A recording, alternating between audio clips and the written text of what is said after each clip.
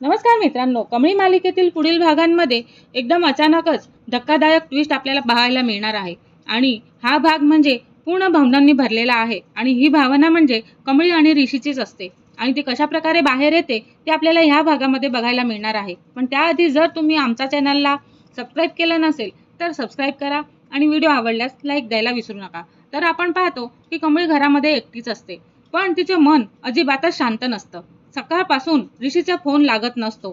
सारखी फोन करत असताना स्विच ऑफ येत असतो. सुरुवातीला तिला वाटत असतं की तो काहीतरी कामात अडकलेला असणार, पण जसा जसा वेळ जातो तसं तिची अस्वस्थता वाढतच जाते. ती वारंवार त्याचा नंबर डायल करते, पण प्रत्येक वेळी फोन बंद असल्याचाच संदेश येत असतो. आता ऋषीचा फोन कशासाठी बंद झालेला आहे? त्याचं कोणी अपहरण केलेलं आहे का मग त्याने स्वतःहूनच बंद केलेलं आहे? हे सगळं आपल्याला ह्या भागामध्ये बघायला मिळणार आहे.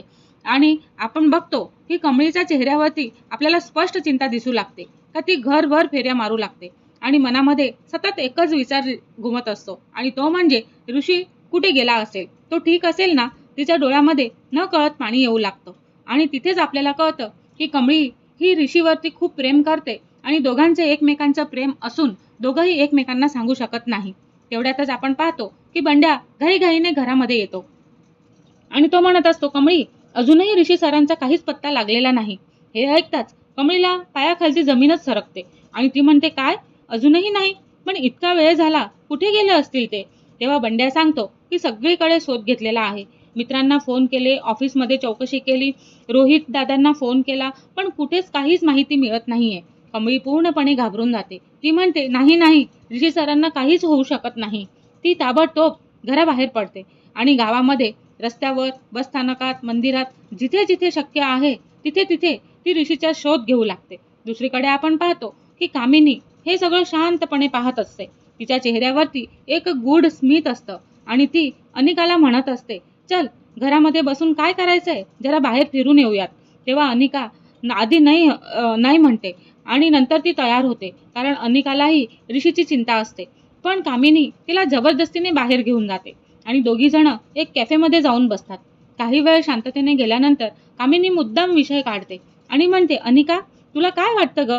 ऋषी खरंच गायब झाला आहे की कुणीतरी त्याचे अपहरण केलेलं आहे? तेव्हा अनिका चकित होते आणि म्हणते, अपहरण? तुम्ही असं का बोलताय ग्रेनी आजी? तेव्हा कामिनी लगेचच विषय बदलण्याचा प्रयत्न करते, पण तिच्या डोळ्यामधील चमक काही वेगळीच गोष्ट सांगत असते. तेव्हा आपल्याला मनामध्ये असा विचार असतो की कामिनीनेच खरं त्याचं अपहरण केलेलं असेल का? अनिकाच्या मनातही संशयाचे बीज पेरलं जातं. आणि दरम्यान इकडे कमळी सतत ऋषीचा शोध घेत असते. संध्याकाळ होते, आकाश काळवंडायला लागतं. कमळी एका मंदिराजवळ येते आणि थकून जाऊन बसून जाते. तिच्या डोळ्यातील अश्रू वाहू लागतात. देवा, माझ्या ऋषी सरांना काहीच होऊ देऊ नकोस. त्यांना माझ्यासाठी खूप काही केलेलं आहे. मला त्यांच्याशिवाय काहीच नको, फक्त ते सुखरूप परत येऊ दे, असं ती देवाजवळ प्रार्थना करू लागते. पहिल्यांदाच कमळी स्वतःच्या मनातील भावना शब्दांमध्ये व्यक्त करत असते आणि त्याच्यामध्येच ऋषीबद्दलचं त्याचं प्रेम आपल्याला दिसून येतं. तिला ऋषीसोबत घालवलेले क्षण आठवू लागतात.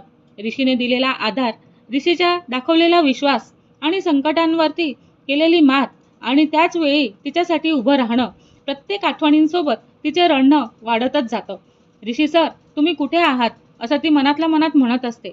आणि ती म्हणते, एकदा समोर तर या, मला तुम्हाला खूप काही सांगायचं आहे, असं म्हणत असते.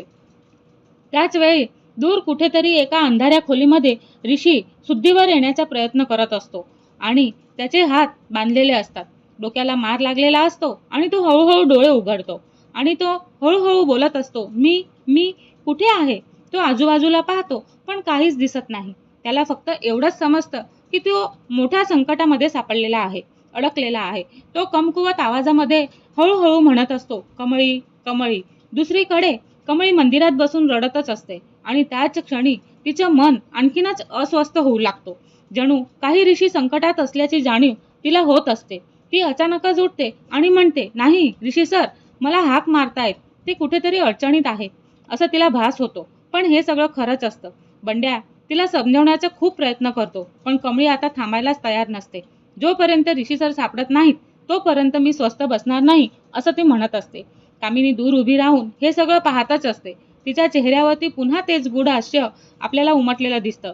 ती मनातच म्हणत असते, शोध कमळी, जितका शोधायचा असेल ना तितकं शोध, पण तुला अजून माहिती नाही, ह्या खेळाची सुरुवातच आता झालेली आहे. आणि दुसरीकडे आपण पाहतो की अंधारात अडकलेला ऋषी सुटण्यासाठी धडपड करत असतो, तर कमळी त्याला शोधण्यासाठी जीवाचं रान करत असते. दोघांमधलं अंतर असतं, पण त्यांच्या मनातील नातं पहिल्यांदाच इतकं स्पष्टपणे समोर येऊ लागलेलं असतं. वातावरणात तणाव, प्रेम, भीती, रहस्य याचं मिश्रण तयार झालेलं असतं आणि पुढे काय होणार याची उत्सुकता शिगेला पोहोचते. तर पुढील भागामध्ये या दोघांचं प्रेम एकमेकांसमोर व्यक्त करताना आपल्याला दिसणार आहेत. पण ऋषीचं अपहरण कोणी केलेलं आहे, रोहितने का कामिनीने का मग कोणी गावकरीने केलेलं आहे, ते आपल्याला पुढील भागांमध्येच कळणार आहे. पण त्याआधी जर तुम्ही आमच्या चॅनलला सबस्क्राईब केलं नसेल तर सबस्क्राईब करा आणि व्हिडिओ आवडल्यास लाईक द्यायला विसरू नका. धन्यवाद.